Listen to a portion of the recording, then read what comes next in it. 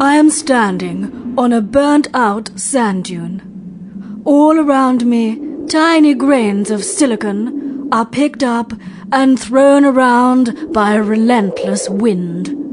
In the sky, the baleful eye of the sun winks on and off, like a flashing euro sign outside a Belgian bank. I don't know if you can hear it down this microphone, so I don't really know why I'm saying this. Liz Bloodlust for the BBC, somewhere not in Baghdad. I'll have to interrupt you there, Liz, and take us live to another sand dune. I'm standing on a burnt-out mound of compacted sand. The locals call them sand dunes. Once, mighty sand castles stood on this spot, built by the clever hands of giant robot children. But the relentless shelling from Allied artillery has laid waste this once proud land. And now, like some beach where the sea has run away, taking all the water features with it, like a cracked hamster in a square wheel, like an Easter egg nailed to a chocolate cross. We'll have to break off there, Natalie. Things are hotting up in the desert. Hello! My name is Harmon Phraisyar, and welcome to my battle caf.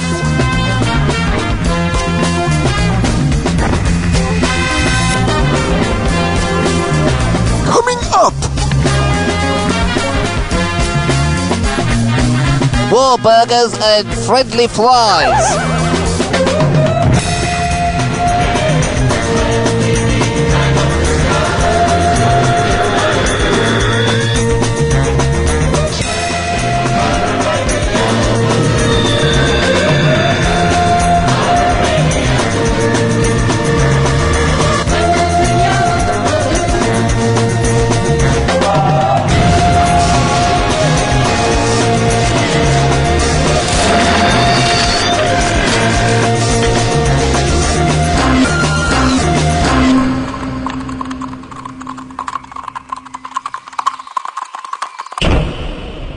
Be free. We'll press on. We'll press on. We'll press on.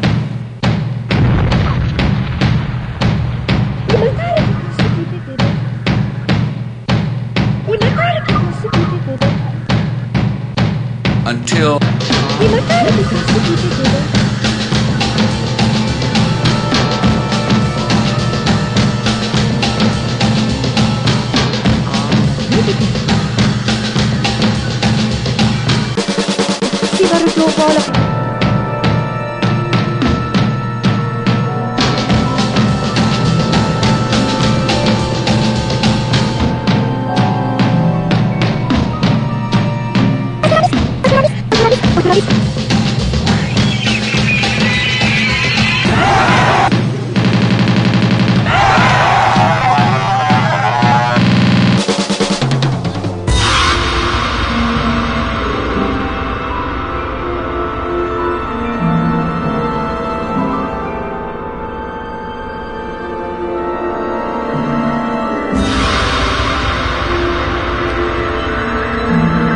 the Iraqi Republican Guard. The Iraqi Republican Guard. The Iraqi Republican Guard. I'm sorry, I'll have to cut in there and hand you over directly to our special broadcast unit, at this moment circling Iraq. A Hercules 310 transporter plane specially kitted out to beam freedom forward directly into the televisual and radionic receivers of the abject Iraqi consumers. Hello, Trixie. Well, as you can probably hear, I'm overflying Iraq with the propaganda arm of the Central Intelligence Agency. Spread out on the landscape below, an endless sea of sandbanks, as though all the golfers in Japan had gone quite mad. You can hear the rattle and hum of the Q-2050 Hercules transporter aircraft. Beneath the pregnant belly of this whale of a plane are slung sleek pods, each one bristling with antennae and transmittory stuff. And from this digital platform in the sky, American agents bombard the subjected Iraqis with television programs. They've even got teletext. Let's see what's on next. Yeah. It's a soap opera called, if you can believe it, The Adventures of Chemical Sally. And even more incredible, it stars, so I'm told, Joan Armatrading, a British punk rock star of yesteryear. Heads up, it's about to begin. Voice of America presents a white propaganda exercise starring Joan Armatrading in The Adventures of Chemical Sally.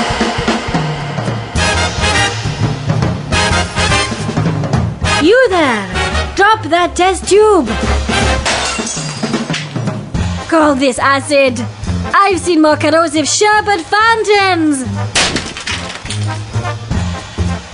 Oh, it's no good! This litmus paper is hopelessly contaminated.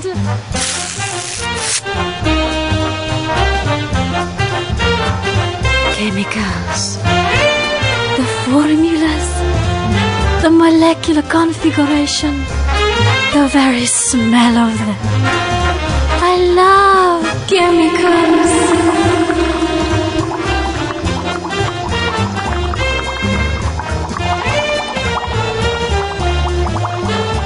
I will experiment, and I will succeed.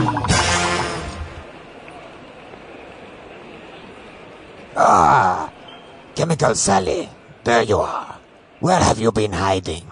I've been looking all over for you. Why, in the name of the glorious leader, aren't you in your lab? Ali, give me a friggin' break.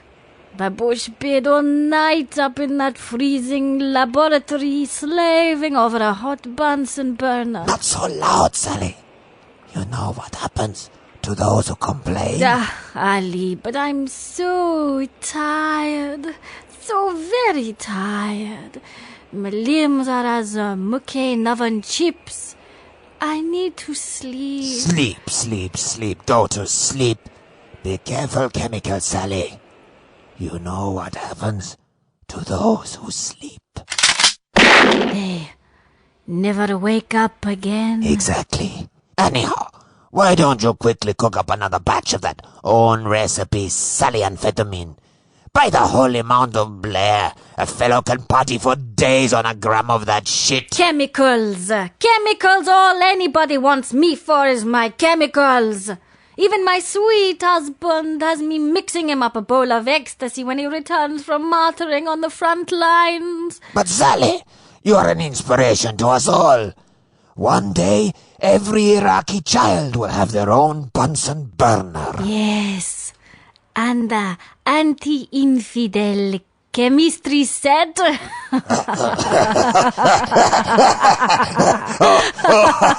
Oh, Sally, it is good to laugh in these dark days. Yes, Sally. People rarely laugh anymore. Yes, you know what they do to those who laugh. So, Sally, tell me, what have you come up with? All night in the lab, eh? I know you're onto something. Nothing much, Charlie. You know how it is. Oh, Sally, don't tease me. My superiors are waiting for my report. Don't tell me. You know what they do to those who fail.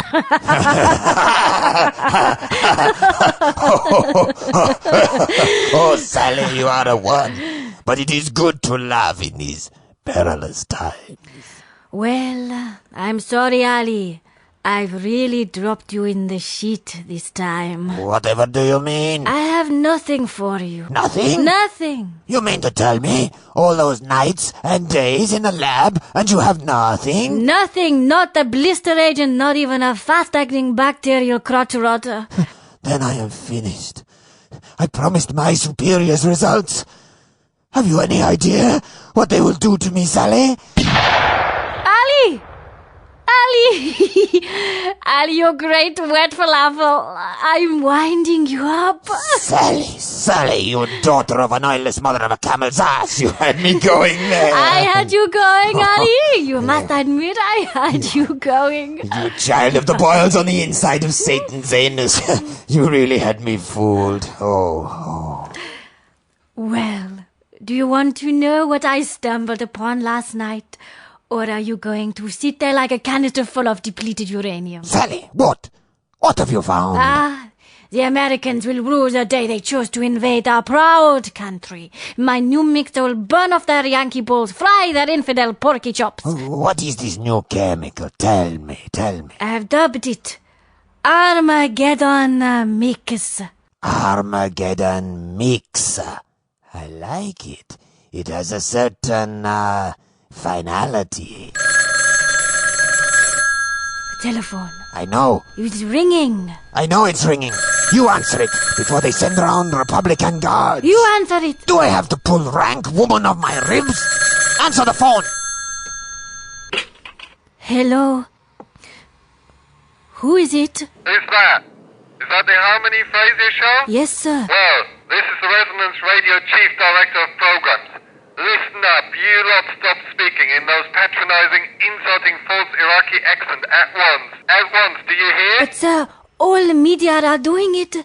They're practically pumping out propaganda. I don't care what tune the sheep are playing. We're Resonance Radio, the only anti-war radio station on the airwaves, and I won't have that position compromised by a pack of idiots taking cheap shots. Oh, but, sir, what accents are we supposed to use if we can't be Iraqis? Or British accents, of course. British accents? What sort of British accent? Well, I don't care what sort of bloody British accent. Yes, sir. Sorry, sir. Now, get on with it, or mark my words, heads will roll. Chemical Sally, by the sword of the fencer. Who is that? Our great leader? For God's sake, Ali, stop that stupid Iraqi accent at once. Do you want to get us all fired?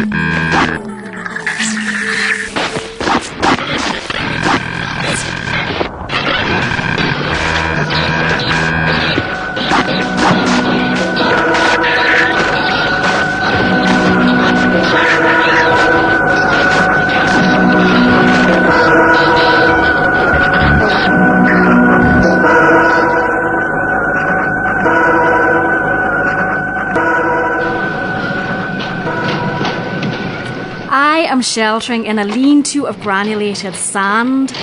Sand. Like sugar. But only a mad thing would add 2 teaspoons to their British Army field issue tea rations. To the north, stretched out in a reptilian, quasi-diamond gridiron formation, wait battalion after battalion of heat-crazed, fanatical Coca-Cola salesmen.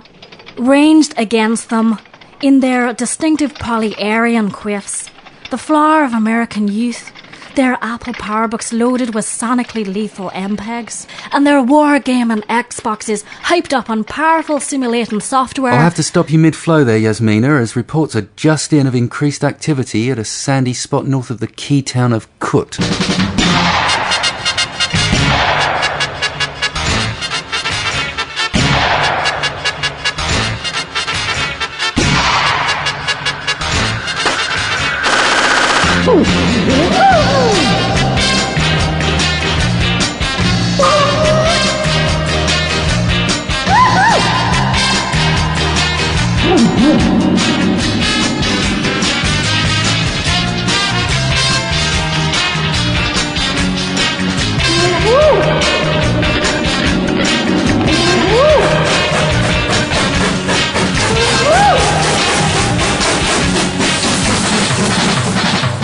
Hello, radio friends. Once again, it's your old pal Yarwood Dewlish, bringing y'all the word of the law. Now, Yarwood's just about gotten back from a fact-finding tour in that poor excuse for a country, Iraq. And y'all'll be glad to know that what Yarwood saw there both gladdened his heart and expanded his mind. Looks like we's in for some right proper street fighting in the weeks to come, so it's just as well that you old Brits is out there to do it for us. Yarwood and his Confederate buddies up at the White House have every hope that your casualties won't be too high. But even if they are, I guess it won't be the end of the world. 'Cause we reckon your soldier boys and girls will give a mighty fine acquitting of themselves out there. After all, can't be a world of difference between murdering Republican Irish and murdering Republican guards. About face. Spread. Forward. What?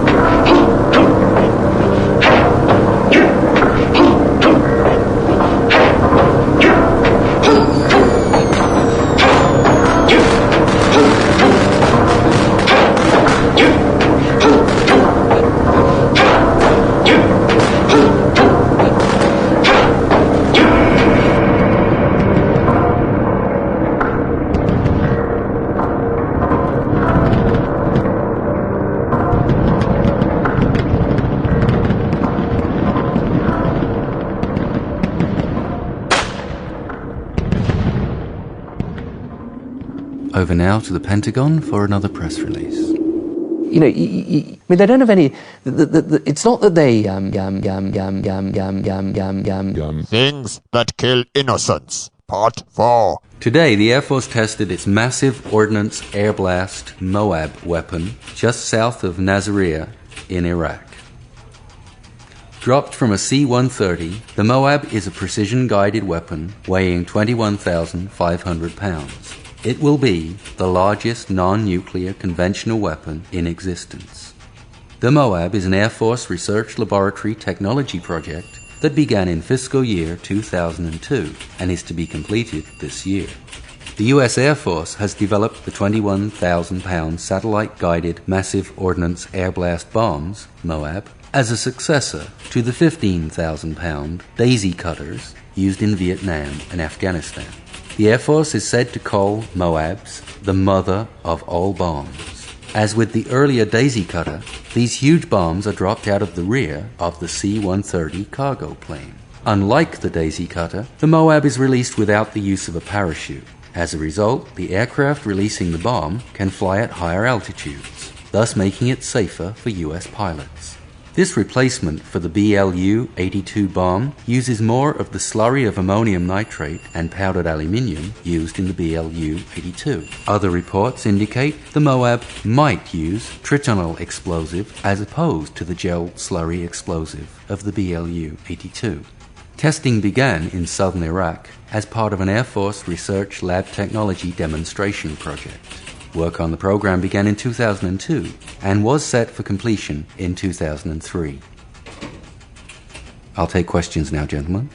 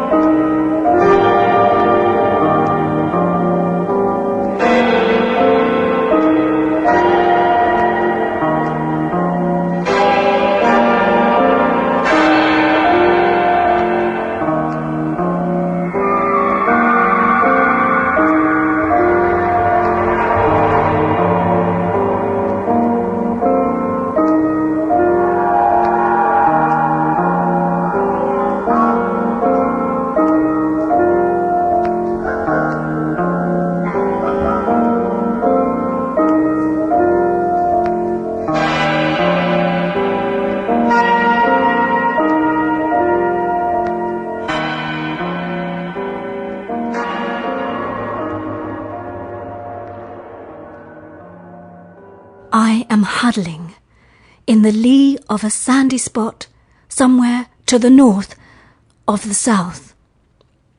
All around me you can hear the silence left by the sudden departure in the night of mechanized machines that clank and whir. To my left, in a deserted sandy depression, you can still make out the ravaged and scorched remains of what was once an impressive ridge of sand. And now all that remains is a sandy hole, a sad if poignant reminder of the wages of We'll have to war. cut you off there, Phraisyar, and jump live to a hillock of sand somewhere in darkest Iraq.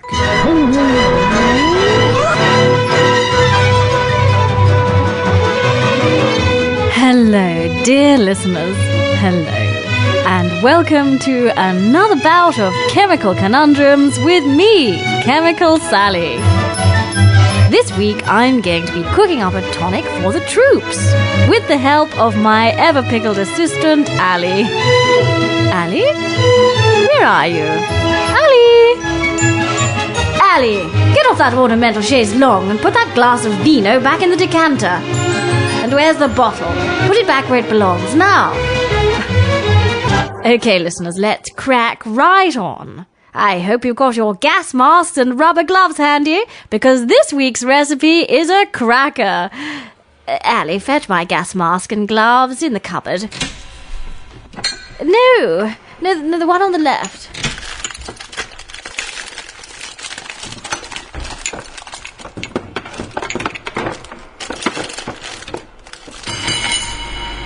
Recipe for Milka Bee Gobi. 1 micromole, that's 20.9 milligrams, of K4FE open bracket CN minus, close bracket 6. To those of you not up on your chemical symbology, that's potassium hexacyanoferrate 2. Allie, can you just place that into the beaker? No, Allie, into the beaker, yes. Now, go wash your hands. Kitchen help, I don't know. The next ingredient you need is 20 moles, or 360 millilitres for those of you who've gone metric already. Hold on, listeners. Just a tick. Allie! Allie, put that bloody wine bottle down and get on with the dishes, now! Sorry, dear listeners, where were we? Oh yes, 360 millilitres of 1.1 bihydrogen monooxygenium. Allie, bring that here! Do you hear? Now, whisk your two chemicals into a fine, powdery consistency and then heat in a brisk oil bath. Temperature 373 degrees Kelvin, finger hot, for about 15 minutes with constant stirring. Leave it there, Allie. There. What? No. Go and stand over there. Next, we let our mixture cool down to room temperature. Obviously, this will depend on your room. Expect a very hot room to take slightly less time than a very cold room. Or if you have a room like me, neither too hot or too cold, it will be somewhere in between. Then we take a bar of field issue KMnO4. Add 1 crumble of the potassium permanganate and stir briskly. Hold on, listeners. Hey, give me that poxy bottle now. Now go and clean out the oven. I don't know. Oh, here I am again, listeners. Now, stir that mixture until it is blood red. Finish off by placing it in an aerosol dispersal shell and lob at the invading armies of the USA. Simple. And next week we'll be cooking up a rather nasty and incurable viral infection. I call it sarsaparilla. Until then, be good, but not so very, very good.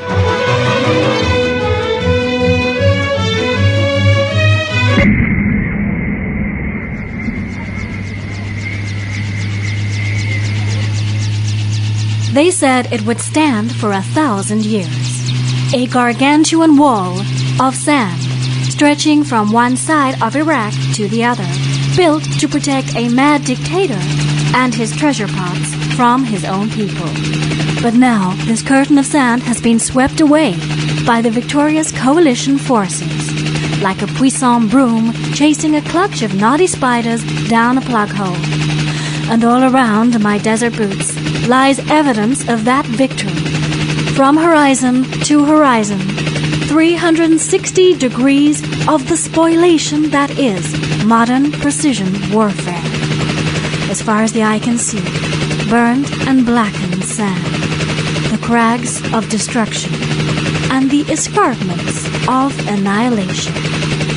This is Dorothea Fear, reporting for NBC, somewhere in the cauldron of war, Iraq. Hello! My name is Harmon Phraisyar, and that was my frontal assault on Washington. A couple of empty chemical shells for my guests this week. Trafina Mulford, Andy Lowe and Mary Haggard. Oh look, it's sunny outside. Anyone for Sari?